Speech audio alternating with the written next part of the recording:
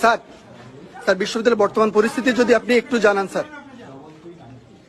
এই বিশ্ববিদ্যালয় আমাদের বিশ্ববিদ্যালয় না, এই জাহাঙ্গীরনগর আমাদের জাহাঙ্গীরনগর, এখানে হাজার হাজার ছেলে মেয়ের উপর যে হামলা হয়েছে, পুরো ক্যাম্পাস ভিসির সাথে যোগাযোগ করা যাচ্ছে না, কোনো হল প্রবোস্ট কোনো কোথাও নেই।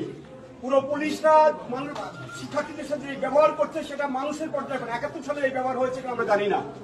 আমরা অসুস্থ শিক্ষার্থীদেরকে রেস্কিউ করতে পারছি না, রেস্কিউ করতে অ্যাম্বুলেন্স নিয়ে আমরা মুভ করতে পারছি না, পুলিশ অ্যাম্বুলেন্সে হামলা করছে।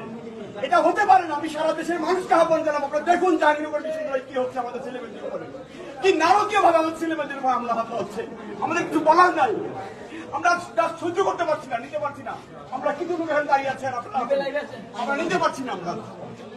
আমরা শিক্ষক, আমরা দলদাস না, দলদাসটা বিশ্ববিদ্যালয়ের ক্যাম্পাসে এইভাবে নির্মমভাবে হামলা হবে শিক্ষার্থী, হাজার হাজার শিক্ষার্থীদের উপরে, এটা মেনে নেওয়া যায় না। এটা সভ্য দেশে হয়তো সভ্য সমাজ হতে পারে না।